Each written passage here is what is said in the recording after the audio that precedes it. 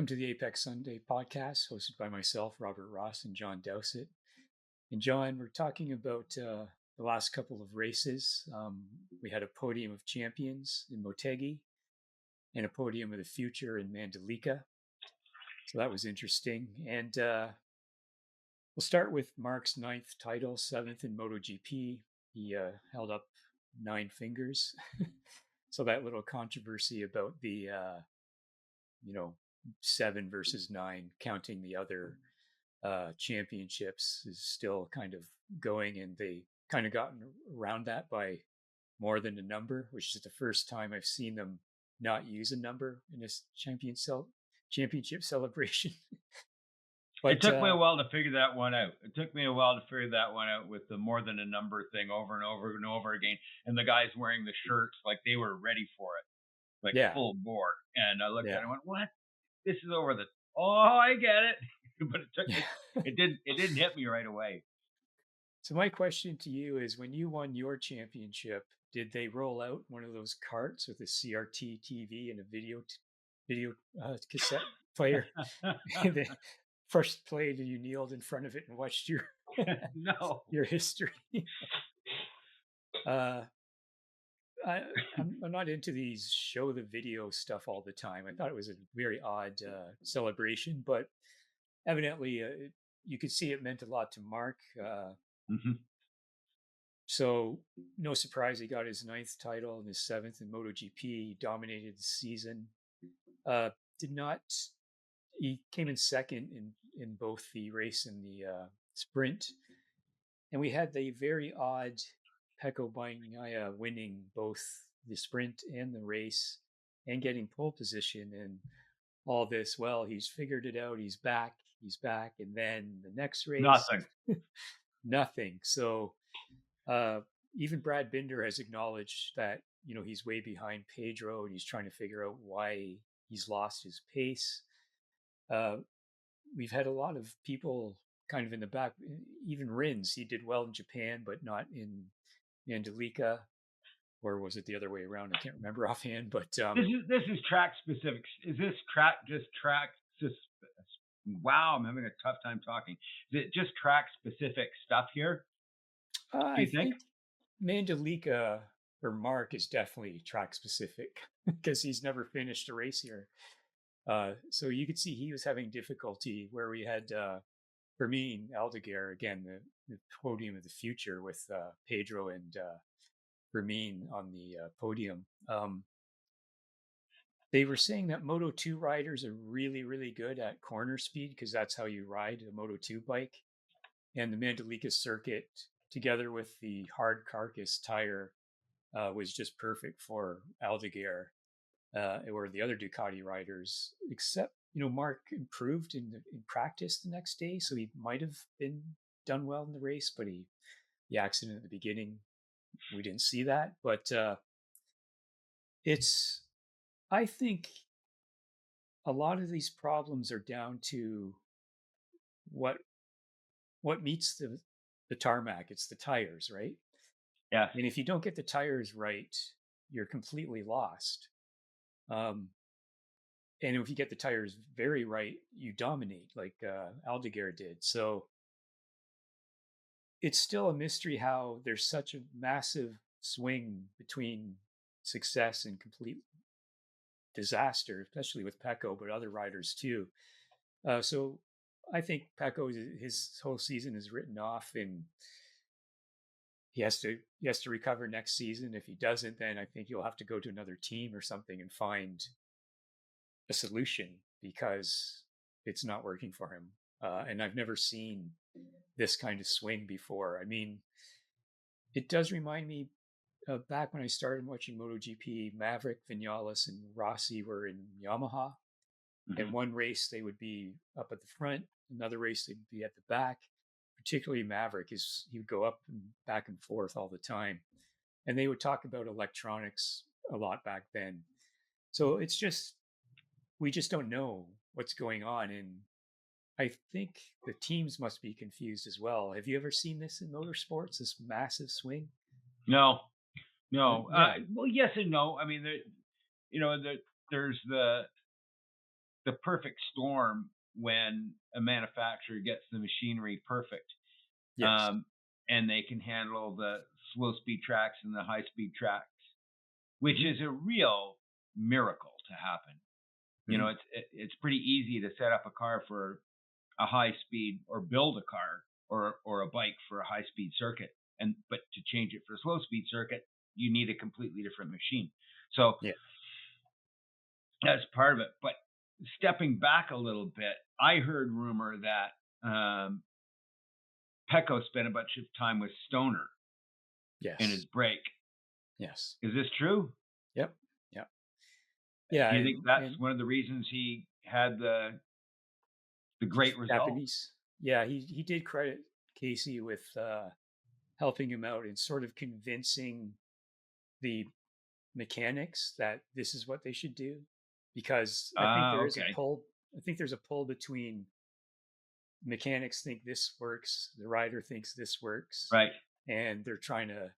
And I imagine like these motorcycles are fairly complex compared to a normal motorbike, so yeah, it's really odd. I mean, Casey is definitely in the Marquez type of rider where he just rode around everything when he could, until the Ducati got so bad that he was crashing and injuring himself all the time, just like Marc in the latter days of Honda. Casey switches to Honda and he wins the championship instantly because he's an amazing rider. Um, and obviously, we see Digia not doing too well. Like he's even behind Pecco in points on the GP25. Marc is way ahead of both of them. So yeah, I think it is a problematic bike, and they need to fix it so it works for everyone. And making it work for everyone doesn't mean that they'll be necessarily much. They'll be closer, but I don't think it will affect Marc as much. He'll just say, "Well, I can ride this bike too." So, and even he did test the GP24, and he made the same time in both bikes, the GP25 and the 24. So you have That's to kind of set interesting. Casey and Marc aside, as those kind of riders are very rare where they can drive around anything, and we see it in F1 with Verstappen to an extent, right? So just very very odd, and you know, to Pecco's credit, he went to Marc's party, had a good time, and all that kind of stuff. So, and he credited Marc with saying that at first he thought it might be a bad teammate because he's, might play games with him, and he said he's just friendly and he's been a great teammate and he's learned a lot from him. So, but I think Pecco, he's shown his form before, and psychologically, this season is done, and he has to look forward to next season. And Ducati has to work well with him and back and forth, and we'll see what happens. Now, Ducati's going to have to come up with another rider. It'll be very interesting to see how that new rider measures up to Pecco. Mm-hmm. In my mind, that's one of the things I'm very, very curious about seeing. Because you see our old story of comparing, teammates is the only way you can really compare riders.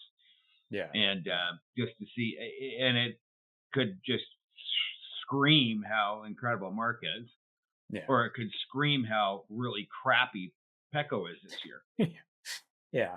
I don't know. Well, if he can't figure it out, I think another team will give him a chance on a different bike. And I have seen Alex Marquez, for example, on the Honda was pretty much nowhere, and his career was almost done until he went to Gresini. So just, coming from Formula One for years, I've just never seen this kind of massive change in form. And in F1, it's usually obvious because the car is improved. Whereas here we're seeing bikes that can be on the podium and win, and riders either doing that or not, or being disastrous. So it's very strange to me. So, perhaps this is an anomaly year, and we'll see. And then 27 is a whole new rule set. So very interesting. But on a personal maybe note, this is why I'm so in love with MotoGP, because it, there was a time when there were Formula One Grand Prix drivers who could get way more out of the car than was there. Yes. Not really, but you know what I'm saying. Yeah. And I think that's still there in MotoGP. Yeah. And so if the driver or the rider can shine through, it makes for a much, much more interesting race. Yes. Yeah. I mean, that pass that Marc made where he passed two bikes at once, that was great. His block pass on Mir was like a story, that's how you do a block pass on another rider to prevent him from repassing you. And yeah, MotoGP, as I said before, it's sort of, I've come to appreciate the art of racing more by watching this than I did with F1 for some reason. And it does remind me of the old style of racing when you look at F1 history and so forth. With, the machines were important, obviously, but I think the cars today are way more important than they were in the past. Absolutely. And, we see drivers like Max and Fernando occasionally, going beyond their equipment, but it's more difficult in modern F1. Whereas in MotoGP, it's like the old days, and they preserve. There's a lot of tire preservation and kind of more of a not. It's wrong to say more of a strategy, but there's more sort of it's up to the rider. There's no radio back and forth, so once they're on the grid, that's it, other than the pit board, right? And they have to do all the adjustments. And I really, really, really take to that. So, yeah.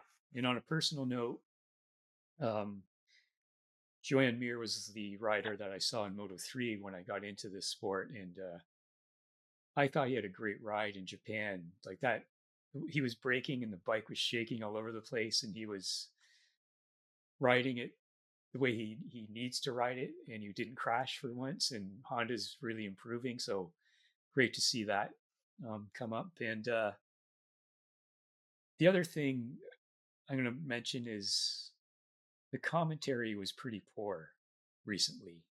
For instance, when Marc took out Rins, they didn't see that when he tried to pass him, Marini was there, so he kind of braked a little bit too much and lost control. And Rins, even afterwards, he said, "I was so angry." And then I saw the replay and said, "Oh yeah, we've all done that." But the commentary, nothing about that whatsoever. And there's a couple other things, and I know in the F1 race was terrible commentary and coverage. So yeah, it's very strange. I just thought I think they need to improve their game a little more and kind of explain, why things are happening. And the same with the Bez Marquez incident. There was Marc took that corner at kind of a different speed, and Bez was just surprised, and that was it. So, and I don't want to be a Debbie Downer, but I don't think that's going to happen. I mean, we've got Liberty Media that wants to, create havoc, and yes, it was like after Marc's crash, the hate that came spewing out was just incredible. Yeah. And Marc took it down a notch by saying it happens and it's okay, it wasn't his fault. But still.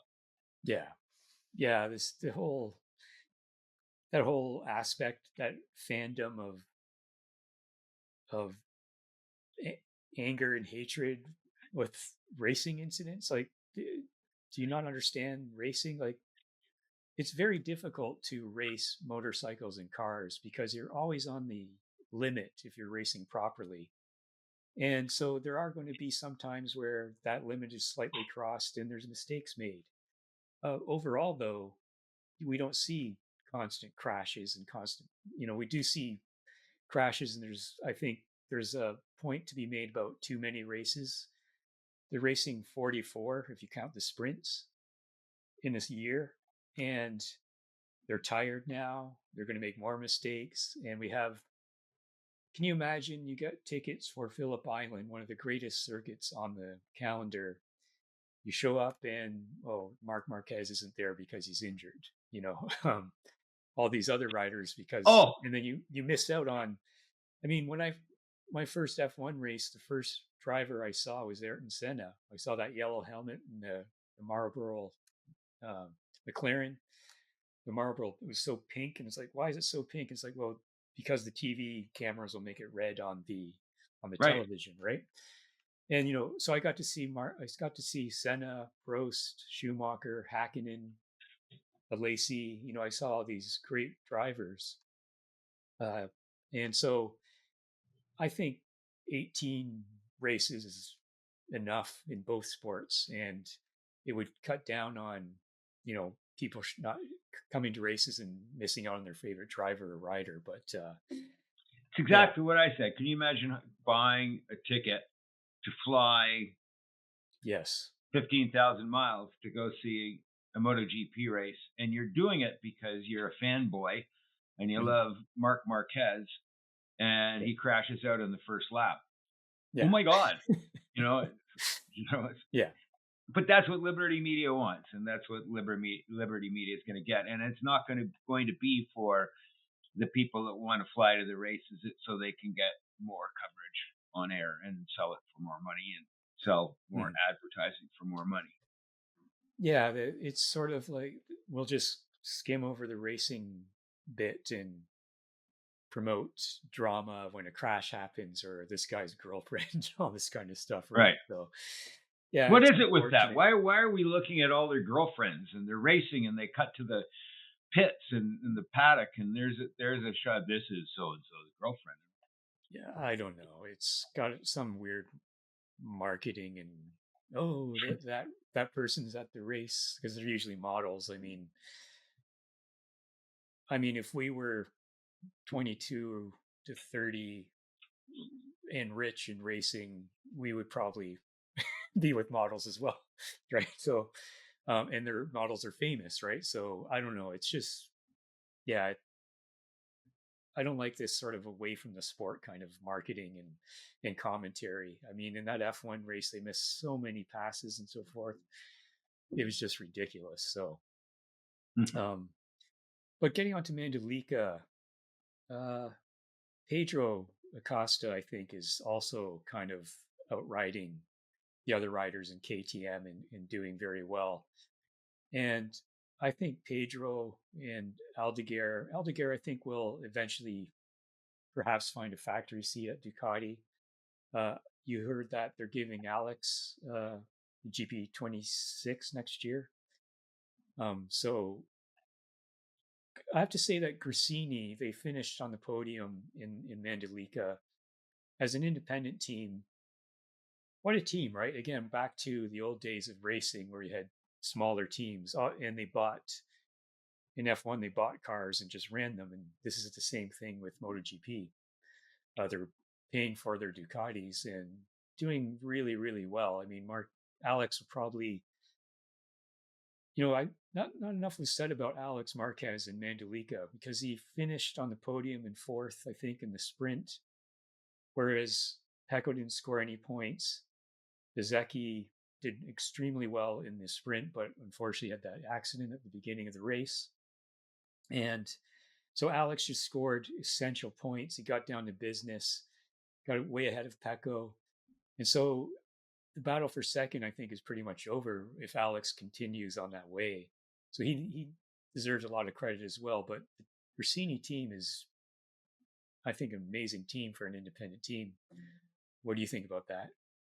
I couldn't agree more. I think that Alex, you compare him to his teammate. He's a brilliant rider. Mm-hmm. I would hate to see them both both the brothers at Ducati, though. But it could very well happen. You never know. Yeah. And it was nice to see that team do so well, and the results mixed up in Mandalika because of the circuit, and it was so slippery and so forth. And we saw I think Marc would have adjusted to the next day and done well. Aldeguer on the podium both times with a win in the race. Pedro doing very well as well, and great riders coming up, and we have Marquez as the champion, and I think next year will be more interesting. But if Marc rides like he did this year, he'll be very, very hard to beat. So, but there's some changes in the formula next year, are there not? No, not really. I think the most interesting thing will be what Ducati does for the 26. Again, do they make it workable for more riders so that, maybe Alex would have similar problems to Pecco on the 25 if he was on it this year. We don't know, right? Digia isn't very good on the 25. So the 26, will it be a bike that everyone can ride, or will it be troublesome? That's, I think, the biggest kind of mystery and change. And also we have a top rack coming from World Superbike. He's probably going to win the championship at the end of the season. He is a rider who, he showed up at BMW, who never won a championship, and then he wins a championship right away, and he might win a second one. So it'll be interesting to see how he does on the Yamaha. And then for the rest of the season, we don't have Marc for the next couple of races. So again, the top three will be a bit different than we usually see, perhaps. So, and then Phillip Island. That field as an outsider coming in, I'm fresh to this. Yes. This is probably my third year, and really only my second year watching absolutely everything about it. Yeah. The thing that amazes me is that I sincerely believe that the top 70% of the riders could win the championship if given the right machinery. Right. I mean, it's phenomenal. Like, yes. It's phenomenal how much talent there is there. Yeah, it's very impressive. And as I said before, the racing was even better before all this technology. So it's not too bad even now, but 27, I'm really looking forward to. But, I've really enjoyed this season. And what else can you say? I think it's just a strange season with Pecco and riders like Binder, and Rins was really good in the past. I think his injuries are just kind of maybe that's the end of his ability to ride these bikes consistently anymore. You think it sapped his confidence? Do you think that's what it is? Well, he can't even walk without limping. So he's got a lot of damage in his leg. And I don't think the crashing is the confidence. I just think it's my teammate is Fabio Quartararo. Look what he does on this bike again. So we've got Pedro and Brad, big gap. Marc and Pecco, a big gap, and in that case as well. So very, very interesting, and we'll just see what happens. But I do think that we may see Fabio Quartararo on another bike after next season if Yamaha doesn't improve. But I'm really happy that Honda's improving, and I hope that we see Mir and Marini do very well next season.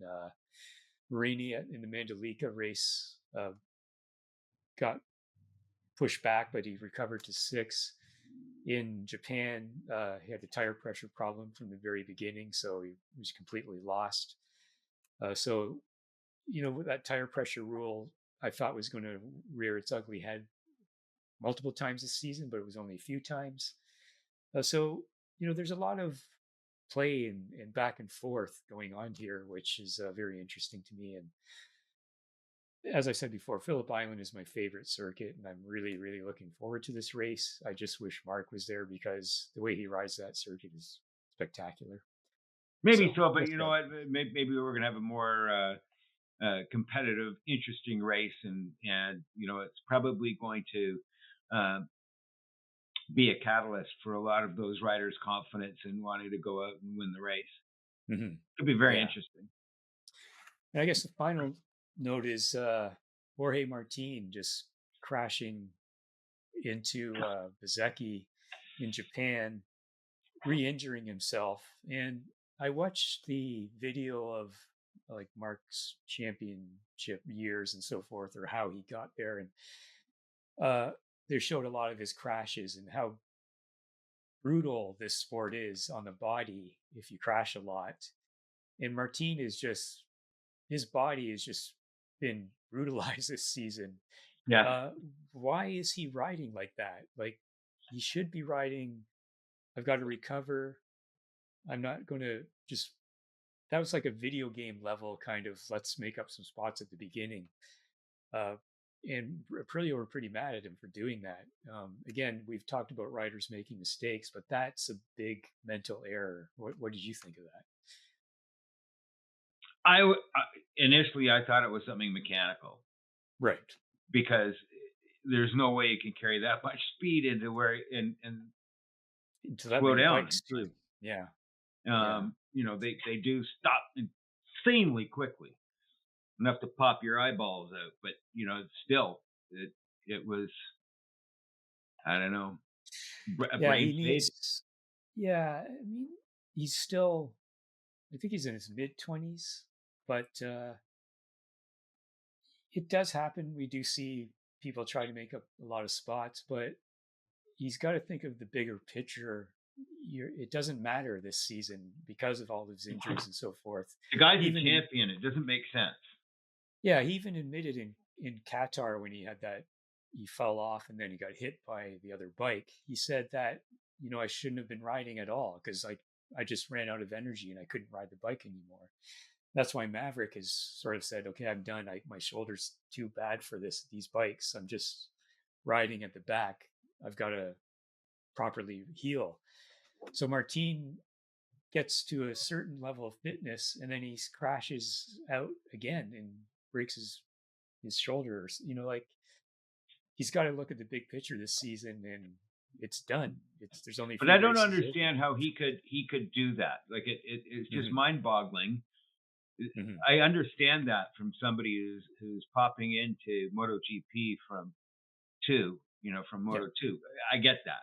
You know, there's the exuberance thinking I'm going to make my mark, but not from somebody who has the experience of Martin. Yeah, it was reckless, wasn't it? It was just, and yeah, as you said, when you're a champion, you get all the accolades, but you also need to live up to being a champion. And but hang on a second. No, it's in my mind, it's you figure out really quickly that those moves do not pay off.